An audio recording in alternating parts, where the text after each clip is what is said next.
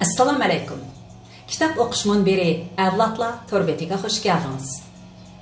Hozir Axaturdinning Sarson ruh nomli romanini o'qishni davomlashtiramiz. 3-bob. Ming teka dovonadagi judun. 1. Ming teka dovoni mushu safardagi eng xatarlik, mushkul o'tganlarning biri edi. Bu yerda har qanday odamning yuragi eg'ib, puti sirqiraydi. Buni hozir faqat Qosim Tayxonlar chunqur his qila oladi. Boshqalar bo'lsa, texi bundaq mudhish ta'sirotni beshidan o'tkazib boqmagan edi. Qosim Tayxon havosi o'zgarishchan, yo'li tor, agim do'qonlari xatarlik bu davondan 3-qitim o'tib o'tadi. 1-qitim u yosh chig'ida otchilik bilan nom chiqargan dadisi Mahmud Tayxonga hamroh bo'lib o'tgan edi. Shu chaqda davonning ustiga chiqqanda uni tutak ep ketib, hushidan ketgili tas qolgan. Marhum dadisi uni o'zi biladigan amallar bilan qutuldirib qolgan edi. Shu chaqda ular putiga o'lib qolgan ot eshaklarning o'l terilarini o'rab, cho'riq o'rnida kiyib mang'atdi. Undaq bo'lganda sidam tashlardan seyrilib, kutilmagan xatarga yo'liqishdan saqlanqili bo'ladi. Lekin bundaq cho'riqlarmi uzunga paylamaydi. 2-3 kundala o'tkir tashlar tilib, o'tmi to'shib qilib etadi. 2-qitim Qosim Tayxon 2 yilning oldida boshqa bir tajribalik otchiga yordamchi bo'lib o'tgan edi. Shu qitimqi safarda tuyuqsiz junun ko'tarilib, qor ko'shkashga tor bir agmidan o'tkicha bir to'gi bilan bir odam yo'lni farq qila olmay hanga tushib ketgan edi. Xuddi tuvsiz lahatdak so'g'uq va cho'nqur hangdan heriqi baxtsiz odamning ichinishliq nol faryodi bilan zuvansiz hayvonning zaif bo'zishi xeyligicha anladib, bu qorong'u bo'shliqqa ilojsiz qarab turganlarning yuraklarini ezib etgan edi.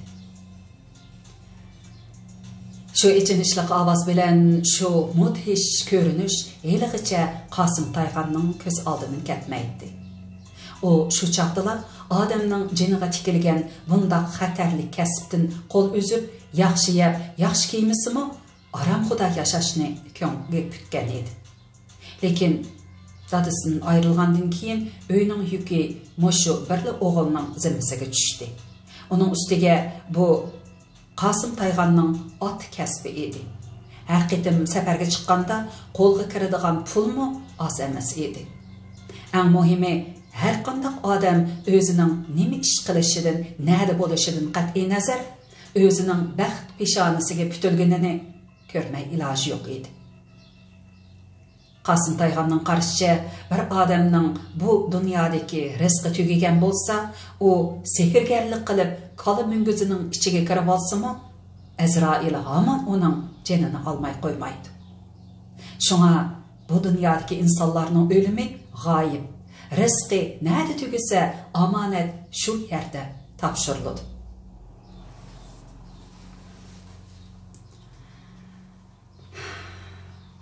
Buningdan mangu qechib qutulg'ili bo'lmaydi deb o'ylaydi.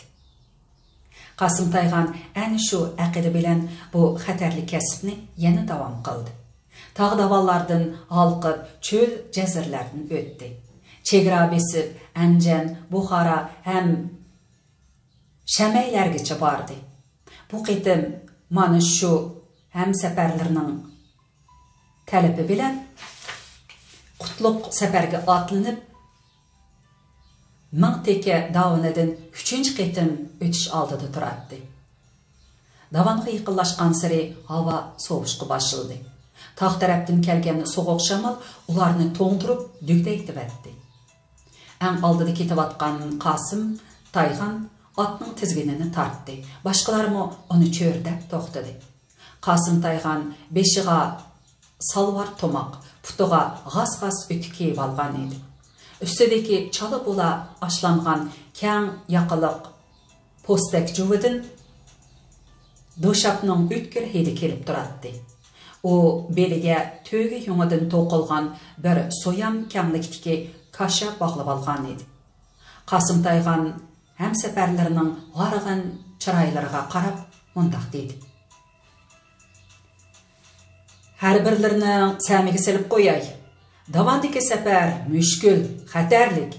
Yaman tərəfni oylamağıca yaxşı günlərə yetkili bolmaydı. Canның qərar yox. Bizning mingan etimiz cinaza, kiygan tonimiz kepanlik. Kishilar ichida qo'rqish, ansizlik va g'ulg'uli bo'lib ketdi. Ya Rab, Xudo o'zing saqla. Allah, o'zingga sig'ingan ojiz bandalaringga panoh bo'l. Top ichidan G'o'jimollaning andikandek zayd ovoz anglandi. Ondaq şu meyğizlik qilmayli, bizni Xudo saqlaydi. Biz silini yo'l biladi deb tanlagan. Shundaq, men sizlarni Xudoga topshirib da'vatiman, dedi Qasım Tayğan eg'ir besiqlik bilan. Taqsir, bu olam bizga omonat. 1000 yil yashayman deb tirikchilik qilishimiz, hozir o'laman deb ibodat qilishimiz lozim. Men bir oddiy otchi, her birlerini başlap ketivattiman. Lekin bandini qo'g'day olmaydi. Bu dunyoda bandining ijobitini faqat birla Alloh bajo keltira oladi. Hammamizni Xudoyim o'z panohida saqlag'ay. Shundoq jamoat, Qasmaxon to'g'ri aytdi, dedi Atxan kishilarning ko'nglini tinchitishga urinib. Hammamiz yaxshi niyat iqbol bilan bu safarga atlandik. Allohga tavakkul qildik. Allohga tavakkul qilmagan odamni musulmon degili bo'lmaydi. Har qanday bir ishni qilishda Allohga tavakkul qilamiz. Foyda bo'lsin-mi, ziyon bo'lsin-mi, keyin ko'ramiz. Qani, hammamiz bir takbir aytib, yo'limizning bexatar bo'lishini Allohdan tilaylik. Takbir aytildi. Gürüldegan ovoz tog' tarafdan aks sada bo'lib yandi. Davonga o'rlashdan burun hammaylar qilin paxtaliq kiyimlarini kiydi. Atxan kalt kamzul ustiga chirmon yo'lliq baqasamdan uzun to'n kiyib, belini ko'k shoyi balbog' bilan bog'lab, beshiga bobur tomoq kiyib olgan edi. Bularning ichida faqat Yelim Shoningla paxtaliq kiyimi yo'q edi. Atxan onunğa qara durdun taşlıq paxtalıq jiletkisini berib edi. Jiletga uning badanining yerimig'i kelmedi. Axir u o'zining zapas ko'nlaklarini üstülab kiyib, Musa danqan bergan ko'ni yung adiyalni ustiga ortib oldi. Qasım Tayğan ko'pchilikni safarbar qildi. Qani jamoat, davonga o'rladik. Bir-biringlardan jiroqlashmay, iz besib meninglar. Asты üstiga qaramay, udul qarab meninglar. O chapchib turgan shash ayg'irning manglayini silab turib, xuddi atning quluqiga davatgandek, yaxshi at, tog' davandan qo'rqmaydi, dedi-da, chabbaslik bilan etiga mendi. Karvan yılan bag'ri yo'lni bo'ylab yuqori o'rlashga boshladi. Yo'l yuqori o'rlagan sari mushkullashdi. Tövenge qarsa cho'nqur jilg'a va shiddatli eqivatgan erki daryo. Yuqoriga qarsa muz qaplagan ushma cho'qqiluq qiya tog'. Yo'l ana shu tog'ning yon bag'ridan o'tadi. Yılan bag'ri aylanib, asta-asta yuqori ko'tariladi. Mundaq chaqda ustiga qarashmi, tövenge qarashmi o'xshashli xatarlik. Ustiga qarsang beshing qiyib, ko'zing to'rlashadi. Astiga qarsang yuraging eg'ib, iching tortishadi. Bundaq chaqda odamga qaraganda at uloqlar teximi chechanlashib, aqlliq bo'lib ketadi. Her bir putini yo'tkaganda o'zini dangsab ehtiyot qiladi. Hatto ustidagi yukining tashqi tegib, tamponliqni yo'qitib, o'zini tövanga so'rab ketishdan saqlanish uchun qo'rsqi bilan so'ngichini sirtqa chiqarib, yukni avaylaydi va hech yerga tekkizmaydi. Ko'zni yumib ochqicha jahon o'zgarib ketadigan hayot mamatliq bu daqiqalarda karvonni boshlab ketayotgan otchilarning ko'zlaridan ixtiyorsiz yosh qo'yiladi. Ular ixlos bilan nimalarnidir shevirlab otlarga omonlik tilaydi. Bargan siri yuqori ko'tarilayotgan tog' yo'l ana shundoq vahima, ansizlik, lekin tangdoshsiz aqida kuchiga to'yingan mazmut qadamlar bilan davom qilmoqda edi. Ikkinchi, tabiat tuyg'u bilan yashamaydi. Biroq u insonlarning qalbida ajoyib tuyg'ularni yaratadi. Tuyuqsiz havo yomonlashib, shevirg'on ko'tarildi. Tog' cho'qqilaridan uchib tushgan qor ushqunlari yilondek vishildab atrofga siljiydi. Ochiq sovuq odamning gashgisini qo'rib, yuzini ichishtiradi. Dal shu chog'da ajoyib bir ovoz quloqning dab pardasini yerib, odamni qo'rqinchga soladigan dahshatli bir ovoz anglandi. Hammaylar cho'chib, andikib yo'ldan to'xtab qoldi.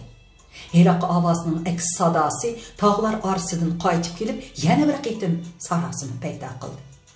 Daqiqa o'tmay kishilar bu ovozning tegiga yetdi. G'o'ji mollaning yuk tortilgan johil qichiri jilg'iga tushib ketgan edi. Jilg'ining osti jiddiy iqilliq daryo edi. Toshlarning bir-biriga urilgan ovozi texcha aks sado bo'lib anglab turadi. Bu ishdan G'o'ji mollaning ko'ksiga nashtab tegib, issiq yuragini qonsirtib atgandek andikib, shurkinib bearam bo'lib ketdi. Shundoq sovuqdimi, uning burnining uchi tarlab, ko'zlari qo'rqinchli chakchib ketgan edi. İch-ichidan ko'tarilib chiqayotgan azob va hasrat G'o'ji mollaning qalbini mujib, nafsini qisib ketgan edi. G'o'ji molla qichiri tushib ketgan yerga engishib, qarag'anicha turib qoldi.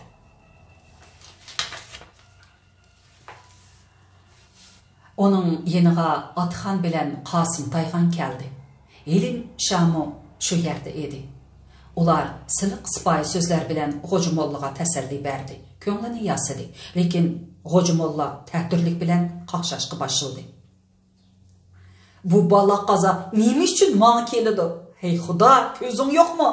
Men nima uchun bundoq shumpishona bitalay? Setmelim, voy sit.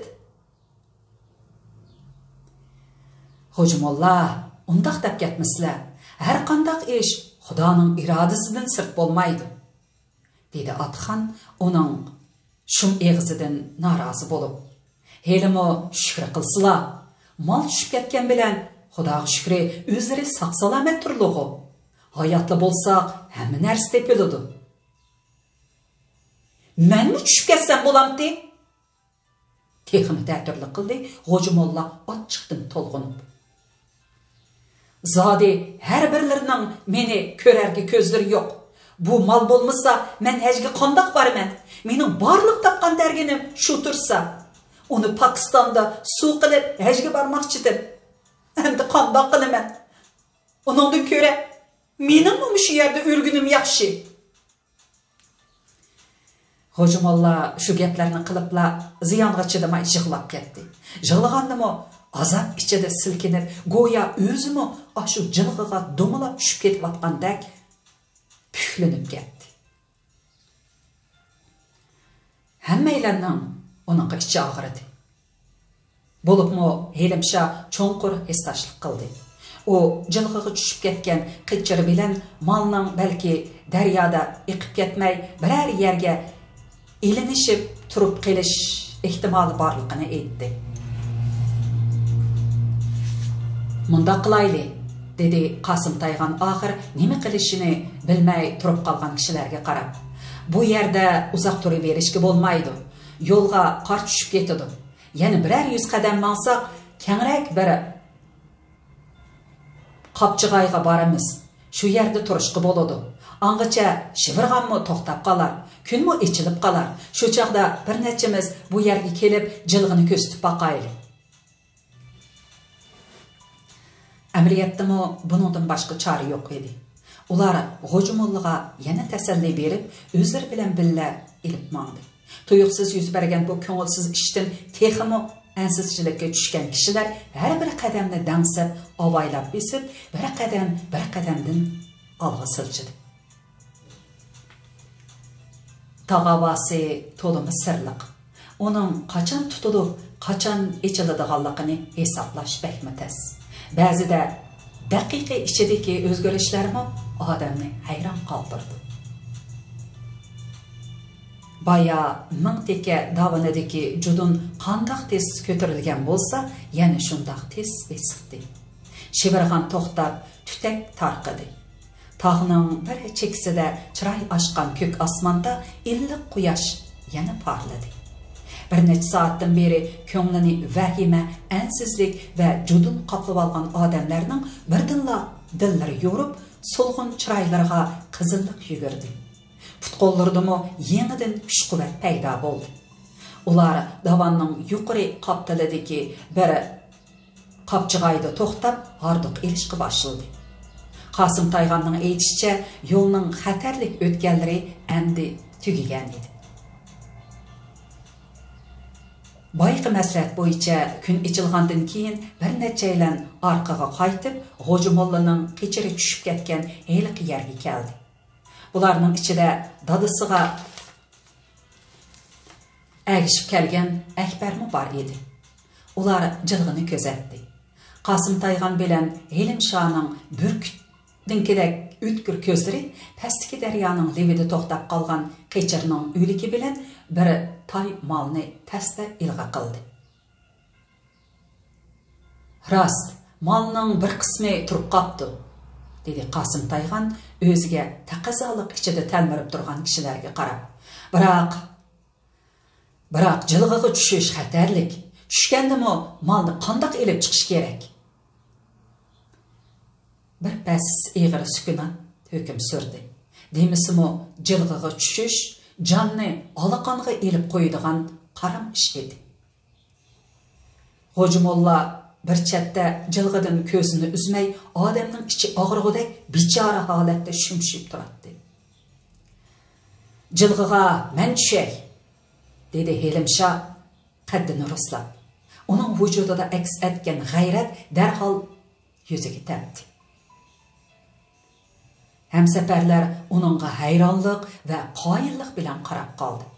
G'o'ji molla paypaslab uning oldiga keldi va uning qo'liga esilib, "Sizga rahmat Helimshah", dedi yig'lamsirgandek titragan ovozda.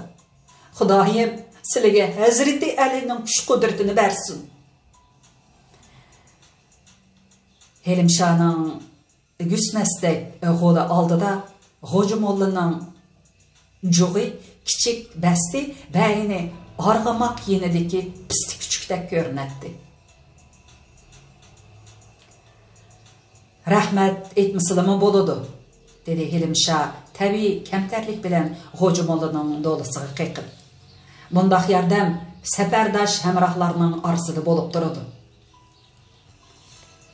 Helimshah shu gaplardan keyin chapdas qadamlar bilan jilg'iga qarab mangdi. Hamsafarlar uni yaxshi duo tilaklar bilan ustib qoldi. Jilg'a cho'nqur bo'lgan bilan ancha tik emas edi. Toshlarni yerib, onda-munda yonbag'irlab o'sib chiqqan arch qarag'ay ko'chatlari bilan qurigan yıldızlarga chirmishib o'sgan budushqoq chatqonlar toshlarni qarmab yotqashqa unchavala xatarlik emas edi. Faqat odam chaqqan va qo'rqmas bo'lsalar chataq chiqmaydi.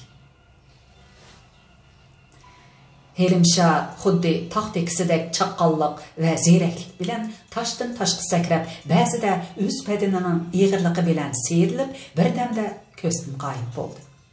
Ustida qarab turganlar chinordek basti bor bu yo'g'on odamning qilcha kalampaylik qilmay shundoq chaqqan va chapdas harakat qilayotganligini ko'rib hayron bo'ldi.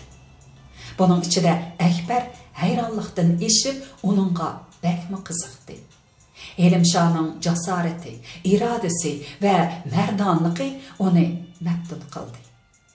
Akbarning ko'nglida Helimshahga nisbatan cho'nqur hurmat va bir xil qeyrindoshlarcha do'stlik tuyg'usi o'rnab qoldi. Helimşa kichigidilla Tuman daryosi bo'yidagi yarliqlarda o'ynab cho'ng bo'lgan edi. O tik yarlarga yamishishni, egiz qiyolardan daryo qaynamlarga sakrashni yaxshi ko'radi. Helimşa ba'zida hech qanday tutqusi yo'q egiz yarlarga yamishib, shu yerlarga chang'i qo'yib tuxum bosgan to'rg'ay, qushqash va cho'g'indaklarning bollarini tutib tushadi. Buni u ham havas, ham pul tepish uchun qiladi. Ba'zida shu yarliqlarda qo'liga tushib qolgan e'tiborli qush bolalarini mahallasidagi kichik boyvachchilarga xeyli qimmat pulga setib xajlaydi. Helimşa bir qitim ashundaq egiz tik yarga yamishib chiqib, bir qush uvsiga qo'lini solay deganda, yarning yuqori tarafidan so'ylab tushayotgan bir zaharlik yilonga yo'liqib, g'uluqqinidan yiqilib tushib, so'l puti saxinlangan edi. Uning bugukidek chaqqan, qo'rqmas irodalik bo'lishi ana shu kichik vaqtidan tartib yetilib kelgan qaysar turgun ruhining natijasi edi. Helimşa jilg'iga tushib ketib, oradan 20 soatdek vaqt o'tdi. Bu vaqt ansizlik, taqassoliq va tititliq ichida kutib turganlar uchun bakmi uzoq tuyulib ketdi. Hammalarning ko'zi jilg'ida edi. Ko'nglida bo'lsa, Helimşaning tez va omon eson qaytib chiqishini tilash istikla bor edi. Bir chaqda ularning tanmirgan ko'zlariga jilg'idan o'milab chiqayotgan bir toshbaq ko'ringandek bo'ldi. Toshbaqa naytı təsdə bir qədəmdən örləv ataddı. Yana bir az vaqt o'tganda ularning aloq-jaloq ko'zlariga toshbaqa emas, balki bir tay molni o'shnisiga ortib, xuddi toshbaqadek yerga choplashib, yo'g'on bejirim putlari bilan toshlarni tirajab, kuchli qo'llari bilan daraxt yiltizlarini qamallab, o'kizdek turgunlik bilan yuqori o'rlab chiqayotgan Helimşa ko'rindi. Hayal o'tmay Helimşa üstəga chiqdi. Onun yüz gözləri çılıq-çılıq tər, bədnidən issiq hor ko'tirilatdi. Taşlar jirab ketgan qo'llaridan qon tepchirab turardi. Harg'inliq demi kesilib, nafas ololmay qolgan edi. Ho'jimolla xo'shalliq va hayajondan nima deyishni bilmay, uning atrofida parvona bo'ldi. Akbar bo'yniga o'rilib olgan löngisini elib, onun yüz gözlerini sürtüşki berdi. Bu, onun Helimşaga bo'lgan hürmet ve qoyilliqining ifodasi edi. Helimşaning mana shu holatdagi jasur qiyofati, butun vujudidan urg'ib turgan kuch-qudrati, ko'zlarida chaqnab turgan samimiy sadoqati Akbar uchun bir ulgu bo'ldi. O o'zining kelgusida mush odamga o'xshash mard, jasoratlik, boshqalarga ko'yinadigan halol odam bo'lishini ko'ngliga pukdi. Bu ta'sirot birdinla Akbarni burunqidan cho'ng bo'lgandek, nazar doirasini kengaytirib, yaxshi yomonni farq etalaydigan iqtidorga ega qilgandek, yuksaklikka ko'tarib qo'ydi. Keçirning bo'yni uzilib o'libdi, dedi Helimşa bir az demin elib olgandan keyin jilg'ining ostidagi ishlarni tushuntirib. Bir tay molni do'lqin urib eqitib ketgan o'xshaydi. Mavu bir tay mol daryoning levida turib qoldi ekan, so'ning kuchi yetmabdi. Hay sit, bir tay molning ko'zi uchiq ketdi-da, dedi Ho'jimolla hasrat bilan levini tishlab. Lekin u boshqalarning o'ziga nima degan noinsof odam bu degandek so'g'ib nazarda qarab turganligini ko'rib, darhol gapini o'ngshib oldi. Heli ham bo'lsa-mu, Xudoga shukr, Alloh menga bir tayni bo'lsa-mu nasib qildi.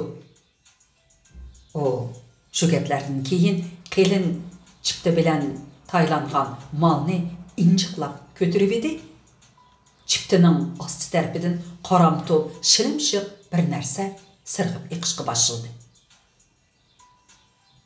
Bu nima?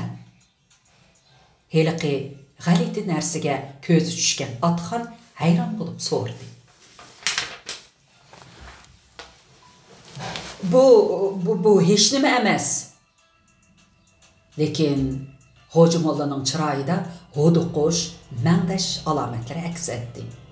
Atxon darhol heliqi qaramtul, shilimshiq narsadan barmoqiga ozroq elib, yana bir qetib hidlab turdi-da, xuddi bir narsadan tuyuqsiz yergangandek chiroyini purishtirib tolib-etdi. Nasha ekan bu? Nima? Helimshoning bom yangroq ovozi tog' orasida chiqindek guldirlab ketdi. Ko'rinmaydigan qir yo'q, ichilmaydigan sir degandek, Hoji Mollaning ochiq uchidagi harom niyatlari oxiri oshkorlanib qoldi. Uning qaram yuragi qattiq dupildab ketdi. Hamisha mamadonliq, takabburlikning so'g'uq ushqunlari chachrab turadigan chiqir ko'zlarining nuri o'chib, muloyimlashib qoldi. Lekin Hoji Molla yana darhol o'zini tutib elib, chiroyiga kulki yugurdi. Ammo atrofdagilarning g'azablik, judonliq chiroylariga qarab, yana ozroq andikdi. Helimshoh, buni ochayli, dedi Atxon zardi bilan buyruq talab bosdi. Bu sharmanda ishni boshqalarmi ko'rib baqsin? Helimshoning jirik saqal basqan qaramtul yuzi teximi qarada o'pkadek esilib ketdi. U davrab kelib, heliqi bir tay malning arg'amchilarini pichqi bilan burda kesdi va ichidagi alomatlarni ko'pchilikning oldida oshkora qildi. Puxtaylangan malning cho'rsiga Uyg'ur yeziqida yozilgan haptiyaklar 4 qavat tizilib, o'ttirsiga 30 jin kelgudek saf nesh qachilangan edi. Zerak Hoji Molla o'z vaqtida neshining atrofga purab ketishdan saqlanish uchun chiptining ichi teshig'i yumshoq so'qilgan zira chechivatgan edi.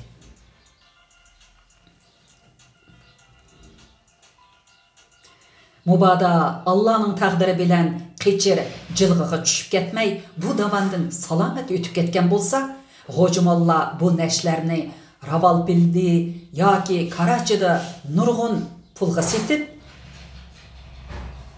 Yombuda ishik taqaydigan boyvachchalardan bo'lib qolgan bo'ladi. Vaholanki Niyat Yamanning qozini to'shib degani rost ekan. Qechir tuyuqsiz jilg'iga tushib ketib, Hoji Mollani qattiq hasrat nadomat qo'ydi. Uning sherin orzulari terib-eran bo'lib ketdi. Lekin Hoji Molla bu kutilmagan o'ng'ishsizlikdan o'zi yomon ko'radigan, qo'rqqan Helimshoning mard xolis qo'li bilan yerim yortda qutulgan bo'lsa-mu, ammo tabiatning shafqatsiz qo'li uni yana qaytadan azobga mubtalo qildi.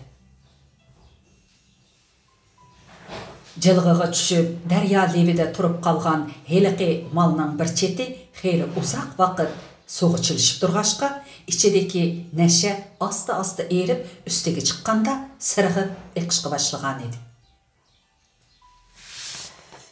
Shundoq qilib, Hoji Mollaning necha vaqtdan buyon hamrohlarini aldab yolg'on aytganlari mana endi jamoat oldida 100 tura ichib tashlandi. Bu sharmandachiliklardan uningmi ko'ngli ochiq bo'lib, ushliq tumshiqi go'yo eshak bog'lig'idek do'msib ketdi. Hammaylan Hoji Mollaga la'nat o'qidi. So'zdan so'z chiqdi, vijdoni o'rladi. Qaranglar jamoat, biz Hoji Molladek odam bilan hamsafar bo'ldikmi?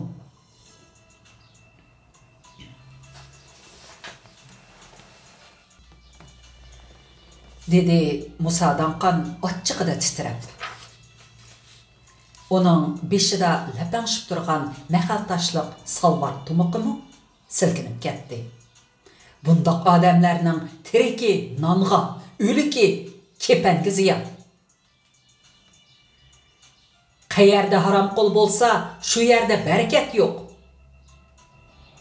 Yolg'onchilik, soxtalik munofiqlikning alomati. Eshak go'shtini halol deb fatvo yezib beradigan nokas odamkan bu. Ho'jimolla shuncha gaplarni anglabmi, yana umchiyib, go'shiyib turaverdi. Uning butun xiyoli mal dunyo to'plashga berilgachga, uningda suyuladigan qalbmi, uyuladigan yuzmi yo'q edi. Bu mening ishim emas, menga ishinglar jamoat, dedi u o'ziga devaylab turgan kishilarga yelingan qiyofatda. Mening tijoratni birlik qildigan To'xtichayon deydigan bir sherikim bor edi. Bu mallarni shu taylab tayyor qilgan. İlla tabara o'limdan xabarim borki, bu ishning xabarim yo'q. Ho'jimollaning so'zi shundoq chak basmaydigan titroqsiz, tetiqsiz yolg'on ediki, atrofdagi anglag'uchi hamsafarlarning texmi zardas qaynab ho'q qilg'isi keldi. Atxan g'azabdan passida yerilib ketgudek bo'ldi. Mushundaq qutlug' safarda yuz bergan bu gunohlik ishni ko'rib, achchiqdan uning butun badani g'ush bo'lib ketgan edi. Ho'jimolla, biz shuncha jafo mushaqqatlarga pisand qilmay, Xudoning uyini tavob qilg'ili ketib atsak, dedi u o'zini sal-pal besib elib. Sizlar bundaq gumrohlik, badniyatlik ishlarni qilsizlar, biz qaysi yüzümüz bilan Allohning baytini tavob qilamiz? Haramdan, shumliqdan qo'l uzmagan odamning hech tavobi Allohga maqbul bo'larmi? Bu kichik gunoh emas, Ho'jimolla. Bu gunohi kabir deb ataladi. Sizlar cho'qim Allohning qattiq jazosiga uchraylar.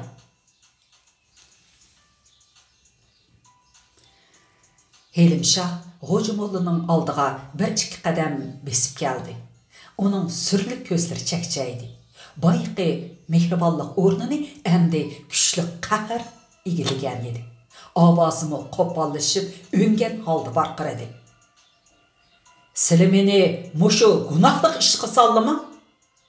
Uningsizmi mening gunohim ozmidi? Agar burunqi vaqtim bo'ladigan bo'lsa, sizlar bilan boshqacha hisoblashatdim.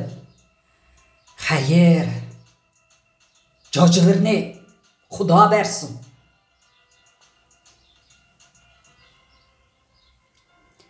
U shundoq dedi-da, heliqi nashi o'ralgan chipitni beshidan egiz ko'tirib, pirqiratqanicha jilg'iga tashlab Atrofda toshlarning guldirlagan ovozi yangradi. Bir chaqda daryoldan cho'ltiq chiqqan aks sado keldi. Helimshahning bu mardona harakati Akbarni bak xush qilibdi. Akbar hurmat va qoyillik nazari bilan uningga uzoq tikildi. Keyin Ho'jimollaning faqat kishilarning g'azabidan qo'rqibla, yolg'ondan umchiyib, shumshiyib turgan saxt qiyofatiga qarab, uning tili tuzuk, dili buzuq odam ekanligini jazmlashtirdi. Chunki oq ko'ngil, ochiq yo'riq odamning ko'z nuri o'zining diliga o'xshash pok bo'ladi. Lekin Ho'jimollaning ko'zidan bir xil yovuzlik, hiyla-mekr chiqib turadi. Bu uning ko'zidagi xuduk sirash bilan ancha-muncha chaqnab turgan so'g'uq, zaif nurdan bilinib turadi. Endi pushaymonga o'rin yo'q, dedi bir chaqda Ho'jimolla yig'lamsirgandek miskin ovozda. O'zimdan o'tdi. Qo'limdan ketdi. Men gunohkor, men fosiq. Har birlarining oldida nomaqbul bo'lay, gunohimdan o'tishsilar. Allohga tavba qilsizlar, dedi Atxan zarda bilan. Gunohlaridan Alloh o'ssin. Elimi shukr, sizlardek ola ko'ngil odam bilan hamsafar bo'lib, hammamizni tog' yutib ketmapti.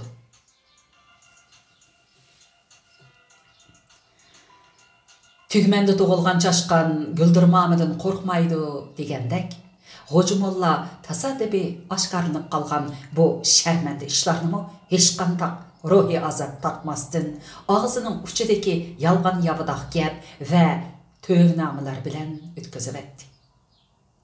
Yürekinin çoğunqur qeytada bolsa, Atxanğa nisbetten qattiq g'um ve öşmenlik saqlap qaldı.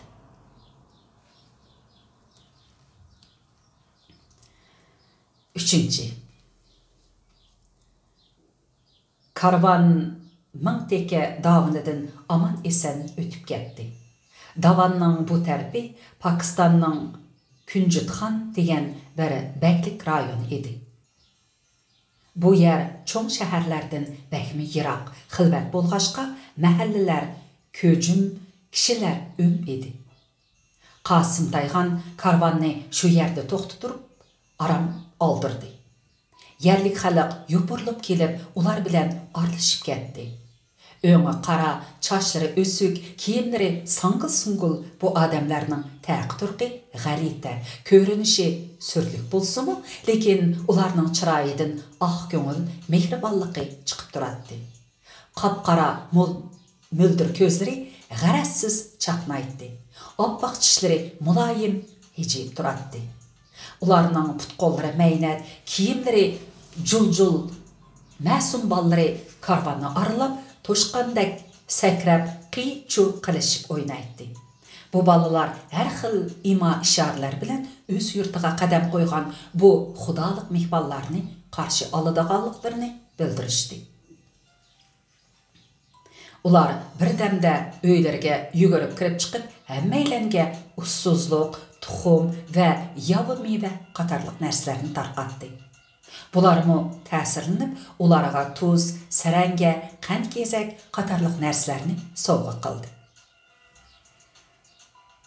Gerçi bularning rangi, kiyim kechiki ve tili o'xshashmisimu, lekin ularning o'zaro qizg'in, samimiy munosabatidan dunyoning bir chetidagi nadan, qalaq bu tağlıq yurtda insanlarning eng qisqa, lekin eng yüksek bir dostluk xatiresi o'rnab qoldi.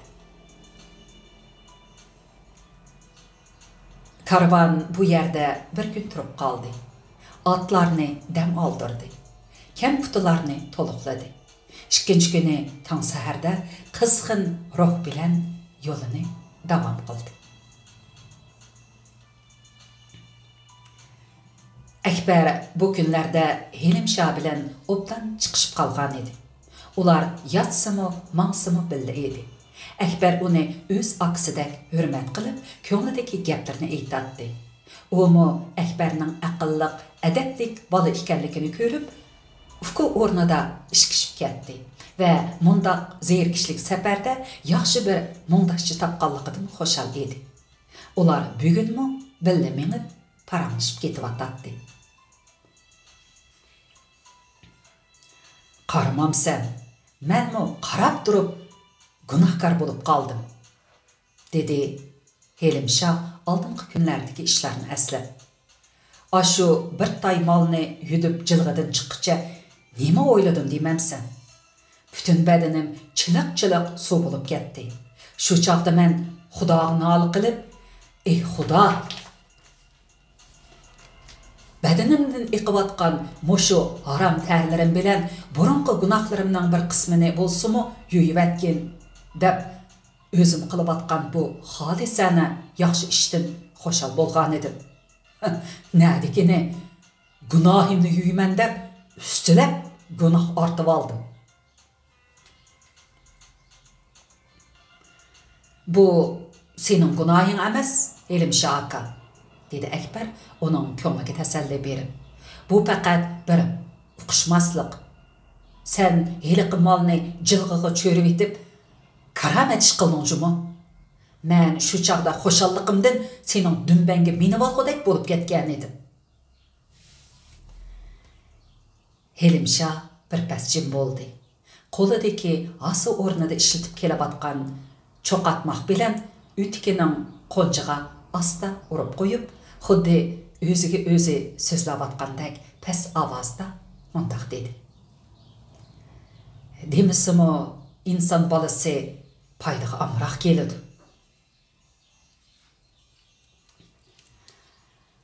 Davanda yuz bergan ashu ishdan keyin hamsafarlar Xo'ja Molladan xuddi isriqdan qochgan pashidek qochadigan bo'lib qolgan edi. Uning yuzida onda-munda ko'rinib qoladigan kulkilarmi endi boshqalarga beayni yolg'on hijishdak tuyuladi. Xo'ja Molla kichigidan tortib mis qozonning tubini yalab, ota-onasining yilikida suv ichib yomon ugunib qolgan odam edi. Şuna kişilerinin dostanlık bilen ağırtıp etkan şunca samimiy gapları xuddi taşqı karqılmagan yağmur suyidek onun qetig'imi kirib chiqmadi.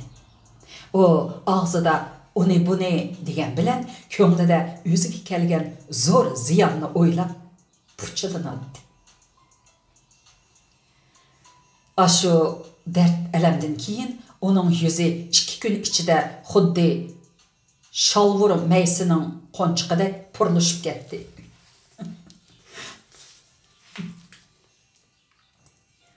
Atxan uningdagi bu o'zgarishni ko'rib ich og'ritdi.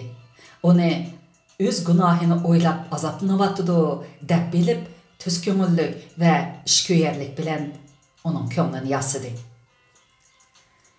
O'tgan ish o'tdi, Xo'ja Molla. Sizlarni nihoyat bir qarbosgan gap. Yaman çüş şeytan tarafdan keladi. Elimi yaxshi şeytanni vaqtida qo'g'lab, cho'ng ozg'unlikdan saqlanib qoldik. Xayr, yaman ishlar o'tib ketdi. Endi ko'ngillarni ozoda tutib, oldimizdagi qutlug' safarni o'ylasizlar. Qolgan tova istig'forni Xudoning uyida qilamiz. Atxan boshqalarni inoq ijillikqa chaqirib, Xo'ja Mollani afu qilish to'g'risida bishorat berdi. Afu bilan shafqatda al-lazzati bo'ladi, dedi u tamkinlik va muloyimlik bilan. Gunohga tavba qilishning vaqt cheki yo'q. Xudo insonga bir tanlash huquqi bergan. Har kim xohlaganini qilishda erkin. Şunun üçün insan özünün qılğan hər bir işiga özü məsul boludu. Adamlar arasındakı arazlıq yaxşı iş emas. Dil arazi, Xudo bizari degan gap bor. Kamqorsaqlik bilan aytilgan bu gaplar har holda rol o'ynadi. Kishilar o'z gunohi o'ziga degan aqida bilan Xo'ja Mollaga asta-asta yaqinlashdi. Burunqidakla uning bilan hamsafar, hamdard bo'lishdi. Karvan kashga yaqin Mo'zay mazar degan yerga kelib to'xtadi. Atrof tüp-tüz ketgan oydala edi. Jiroqda qorayib ko'ringan tog' bag'rida bir daryo bor edi. Daryo suyi xuddi madardan ketgan qiyr odamdek muloyim raysh oqatdi. Birdamda osmonga oy chiqdi. Daryoning sizinda suyidan paydo bo'lgan ko'lchaklar oy nurida jimirlab turadi.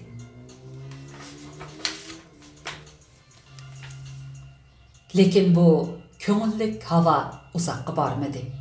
Tog' tarafdan shamol ko'tarildi. Suv tomchilari bilan ko'pchigan qora bulut bir mahal osmonda nishonsiz kezib yurib, oxirida tog' shamolining so'rishi bilan asta-asta pastlab yomg'irni bo'lishiga qo'yibdi. Karvonlar matodan tikilgan chedirlarni tiklab ichida panohlandi. Lekin shiddatli tushayotgan o'tkinchi yomg'ir uni maqchaytib so'zma xaltisiga aylantirib qo'ydi. Oxir ular yomg'ir bilan shamoldan qochib, Mo'zay mazarining ichiga kirib oldi. Qachonlardir xon kesak bilan qora loyda selingan bu yo'g'on mazar qorong'u va surlik bo'lsa-mu, shu topda ular uchun illiq va bexatar makon edi. Ular xurjun qochalarini og'dirib, bir necha tal sham topdi. Shamni yiqib mazarning takchilariga tiklab qo'ydi. Endi ular o't qalab, qaynoq suv qaynatib, issiqlik ichmasa, kechacha zukamdab qelishi mumkin edi. Lekin o't qalash uchun sirtdan hech qandaq quruq narsa topqilib bo'lmaydi. Oxiri Atxonning taklifi bilan qo'llaridagi hosillarni sundirib o't yoqdi. Elimsha bilan Akbar cho'gin va tulumlarda daryodan suv keldi. Hayal bo'lmay mis qozonda suv qaynadi. Hammaylan issiqlik ichib tarlab bir kunlik jafoliq safarning harduqini chiqardi. Odam so'ngaklari orasida qurt qo'ng'izlar o'mlab yurgan bu qadimki mazar ularga bir kecha illiq oromgoh bo'ldi. Maqolamizda bugun mush yergacha o'qiylik. Kelar qatim ko'rishaylik. Aman bo'lin. Xayr xo'sh.